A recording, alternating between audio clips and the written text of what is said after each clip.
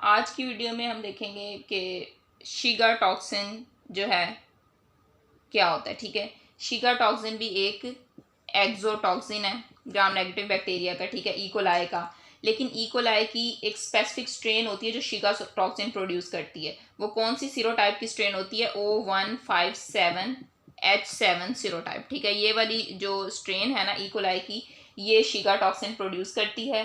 ठीक है, ये स्ट्रेन जो है इसको हम इंटेरो हेमरेजिक स्ट्रेन भी कहते हैं। कौन सी? Intero haemorrhagic strains. ठीक है, ये स्ट्रेन जो है ना इसको हम इंटेरो हेमरेजिक स्ट्रेन इसलिए कहते हैं क्योंकि ये ब्लडी डायरिया कॉज करती है। जो पीछे हमने पढ़ी है, ठीक है, इंटेरोटॉक्सिन पड़ा है इकोलाई का, वो वाटरी डायरिया कॉज कर रहा था। ये जो स्ट्रेन है जो शीगा टॉक्सिन प्रोड्यूस करती है वो क्या कॉज करती है? उसे हम इंटेरो हेमरेजिक स्ट्रेन भी कहते हैं। और वो क्या कॉज करती है? वो ब्लडी डायरिया कॉज करती है। ठीक है, एक तो ब्लडी डायरिया कॉज करती है, दूसरा वो आउटब्रेक्स कॉज करती है जो कि एसोसिएटेड होती हैं अंडर कुक्ड मीट के खाने से। ठीक है, ईटिंग अंडर कुक्ड मीट। ठीक है, अंडर कुक्ड मीट खाने से जो आउटब्रेक होगी, ठीक है, वो भी एसोसिएटेड है इस स्ट्रेन से। ठीक है, स्पेशली हैमबर्गर्स जो फास्ट फूड रेस्टोरेंट के अंदर खाते हैं उससे।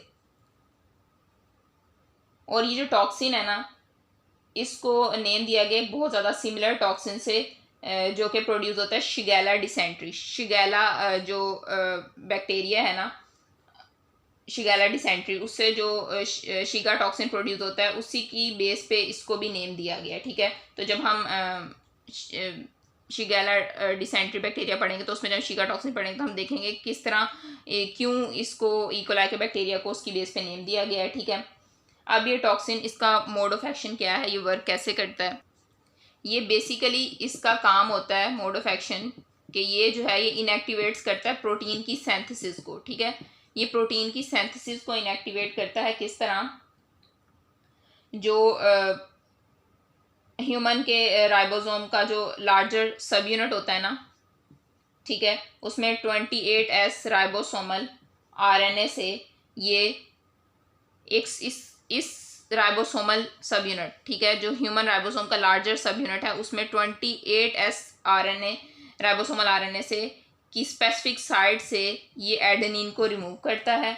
ठीक है, और प्रोटीन सिंथेसिस को इनएक्टिवेट करता है। तो आप कह सकते हैं that toxin inactivates protein synthesis by removing adenine from specific site on 28S ribosomal RNA in the larger सब unit of the human ribosome. तो ये हो गया इसका मोड ऑफ एक्शन। अब ये इसकी जीन कहाँ इनकोड होती है? जैसा कि पहले हमने पढ़ी, इंटेरोटॉक्सिन जो था वाटरी डायरिया उसकी प्लाज्मिड्स पे होती है, तो इसकी जो है जीन्स इनकोड होती हैं टेम्परेट बैक्टीरियोफेज पे, लाइसोजेनिक बैक्टीरियोफेज पे। ठीक है, इसको आपने एमसीक्यू के लिए याद रख लेना, लाइसोजेनिक बैक्टीरियोफेज पे। ठीक है, जब इकोलाई का शीगा टॉक्सिन हमारी ब्लड स्ट्रीम में एंटर हो जाए ना, ये एक्सोटॉक्सिन, ठीक है, शीगा टॉक्सिन जब हमारी ब्लड स्ट्रीम में एंटर हो जाए तो ये क्या कॉज करता है? Haemolytic uraemic syndrome. ठीक है, ये आपने नाम याद रखना है। क्या कॉज करता है? अगर ये ब्लड स्ट्रीम में एंटर हो जाए तो क्या कॉज करता है? वैसे तो प्रोटीन सिंथेसिस रोकता है, अगर ये ब्लड में एंटर हो जाए तो हीमोलिटिक यूरेमिक सिंड्रोम कॉज करता है। ठीक है, और क्या कॉज करता है ये? और ये जो है ना किडनी के ऊपर जो रिसेप्टर्स होते हैं उनके साथ बाइंड करता है। ठीक है, किडनी रिसेप्टर्स के साथ बाइंड करता है ये एक्सोटॉक्सिन। और जो हमारी स्मॉल ब्लड वेसल्स होती हैं, ठीक है, उनकी एंडोथीलियम से बाइंड करता है। ठीक है, एंडोथीलियम और स्मॉल ब्लड वेसल से बाइंड करता है, किडनी के ऊपर रिसेप्टर्स होते हैं उनके साथ बाइंड करता है। ठीक है, अब जब वहाँ पे जाके ये अपना मोड ऑफ एक्शन करेगा, इसका मोड ऑफ एक्शन क्या है? प्रोटीन सिंथेसिस को इनहिबिट करना। वहाँ यहाँ पे जाके जब ये प्रोटीन सिंथेसिस को इनहिबिट करेगा तो इन सेल्स की क्या हो जाएगी? डेथ हो जाएगी। और क्या होगा इस केस में? रीनल फेलियर होगा। और स्मॉल ब्लड वेसल्स के केस में माइक्रो एंजियोपैथिक हीमोलिटिक अनीमिया होगा। ठीक है, तो ये ब्लडी डायरिया कॉज करता है, हीमोलिटिक यूरेमिक सिंड्रोम कॉज करता है, ब्लड में एंटर हो, इस केस में रीनल फेलियर कॉज करता है, स्मॉल ब्लड वेसल के केस में micro angiopathic haemolytic anaemia cause करता है। ठीक है, एक और इम्पोर्टेंट पॉइंट है यहाँ पे,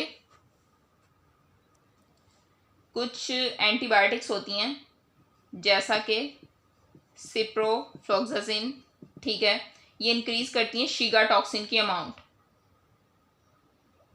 जो कि इकोलाई Q157 स्ट्रेन से शीगा टॉक्सिन प्रोड्यूस हो रहा था उसकी अमाउंट को मज़ीद इंक्रीज करती हैं, जिसकी वजह से हीमोलिटिक यूरेमिक सिंड्रोम की तरफ प्रीडिस्पोजिशन जो है वो ज़्यादा हो जाती है।